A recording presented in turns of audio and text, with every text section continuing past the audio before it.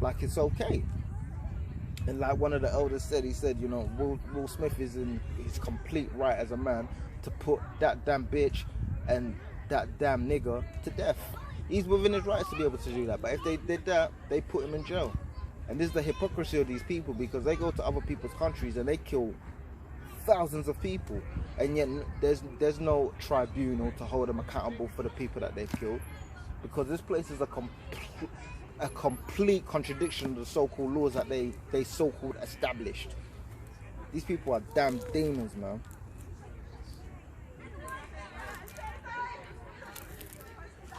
There was a scripture I wanted to get to, but you know, I can't even find it now.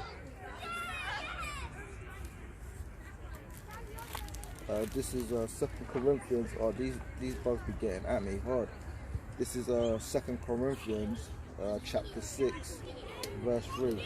Given no offense in anything, that the ministry be not blamed, but in all things approving ourselves as the ministers of the Most High, in much patience, in afflictions, in necessities, in distresses, in stripes, in imprisonments, in tumults, in labours, in watchings, in fastings, by pureness, by knowledge, by long suffering, by kindness, by the Holy Spirit, by love unfeigned, by the word of truth, by the power of the Most High, by the armour of righteousness on the right hand and on the left, by honour and dishonour, by evil report and good report, as deceivers and yet true, as unknown and yet well known, as dying and behold we live, as chastised, as chastened and not killed, as sorrowful yet always rejoicing, as poor yet making many rich, as having nothing yet possessing all things. So we have nothing in this world, but we have wisdom. So in that we have all things, because we have an understanding that these people don't have. When we see judgment, we understand that differently. You know, when something bad happens, we understand, you know, the broader picture of what's going on. Whereas these people take things on face value, you know.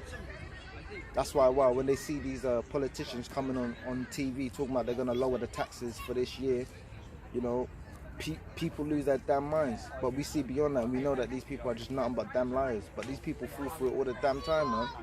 Every damn year. But seriously. But yet you have wise. You're not wise, man. These people don't know nothing. And we're supposed to take this tribulation in good cheer, man. You know what I mean? Because I'm actually went through way worse than this. People have gone through way worse than what we're going through, and yet they took it with good cheer. So how much more us? Because the servant isn't higher than his master.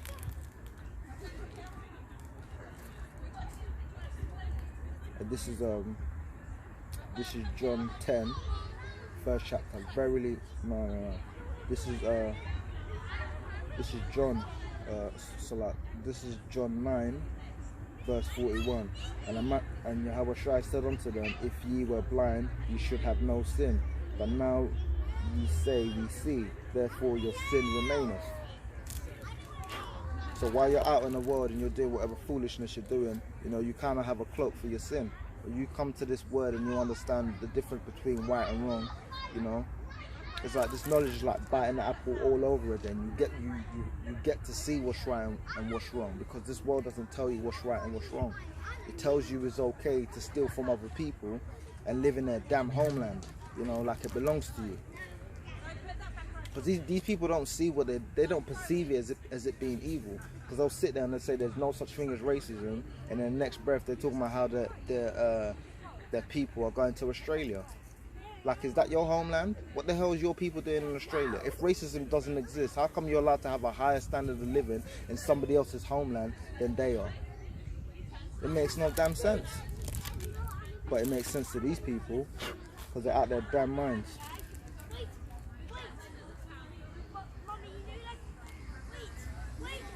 This is the good shepherd. This is John 10 verse 1. Verily, verily, I say unto you, he that entereth not by the door into the sheepfold, but climbeth up some other way, the same as a thief and a robber.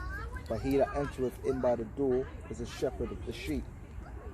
So, you know, we recognize the voice, you know, of our shepherd. We don't listen to people like, you know, J Master Funk, you know, and Farrakhan, and all these so-called black political leaders who want to come and tell you that, you know, the way for so-called black people to establish themselves is to, you know, build an economic system within the same system that's oppressing them, which makes no damn friggin' sense. How are you gonna build an independent system of the same people that are oppressing you? How's that gonna work when the whole system was designed to oppress you, but you're gonna build a system within that system? It's like saying you're gonna be free by building a compartmentalized section of a prison you live in. You're still in the same damn prison. You've not escaped anything. So these people who think they're gonna build these so-called black economic havens, and you know they're gonna be fine. I mean, you're damn kidding yourself, man. Because if you was gonna do that, you would have been allowed to do that. But every single time that so-called black people build something, it's destroyed, and we all know why that is. Because you're under the damn curses, because you're the people of this book, not them damn fake-ass Jews in the so-called, you know, in so-called Israel.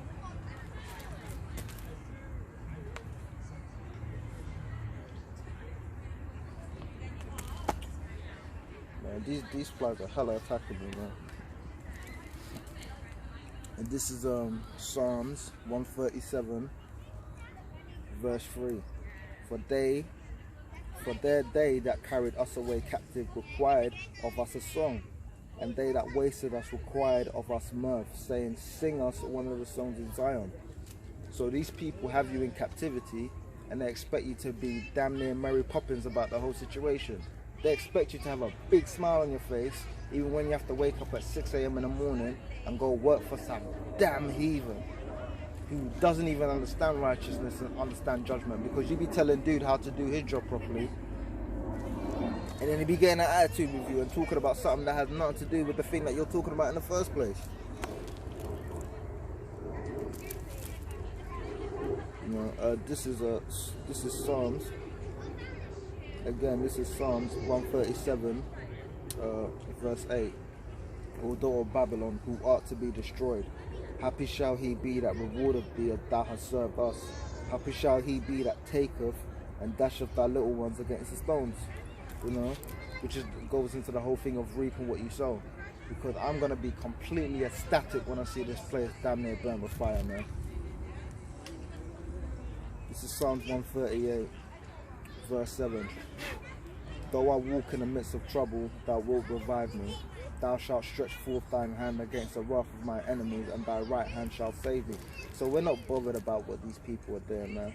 I ain't scared of no jail. I ain't scared of getting arrested. You know, these people are scared of their own damn shadows with damn near masks on their face, man. And this is Psalms 135, verse 15. The idols of the heathen are silver and gold, the work of men's hands. They have mouths, but they speak not. Eyes have they, but they see not. They have ears, but they hear not. Neither is there any breath in their mouths. They that make them are like unto them. So is everyone that trusteth in them. So these same people that be building these idols, so-called Jesus Christ, you know, this damn Buddha, same people that make it, they're like unto them. They're lifeless, man. They don't have no life in them. Everything that they, like, they're dead idols. Just like these people are, you know, are living dead styles. They're not living no lifestyles. It's a dead style, because the way you're living doesn't reproduce and sustain life. Because what it is you've gone and you've stolen everything from everybody, but for some reason you think that your houses are gonna go on forever, and they ain't. You're gonna reap what you sow, which is death, because you've been reaping nothing but death. So that's what you're gonna sow. You're not gonna reap death and sow life. That doesn't work, man. If you go around abusing a woman, you know, you're not gonna then have a wife who's respectful and is receptive towards you as a man, because what you've been doing is you've been abusing her. In the same way that these people have been going around the world creating nothing but death, that's what they're gonna sow. And you can see like what's it called?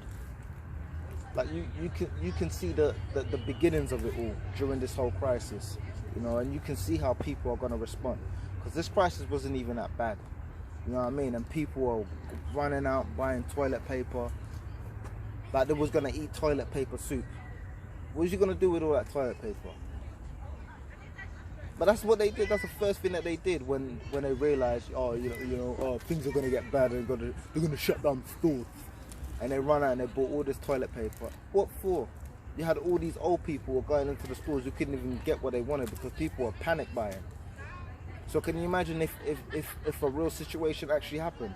It's just like those movies when you see a building burning down and people just start panicking and then stepping over each other and tearing people apart. Because these people in their mind, they're absolutely plagued. There's no, we all know wisdom is the stability of our times, you know. And when things get bad, wisdom is going to be the stability of our times. But these people don't have any wisdom.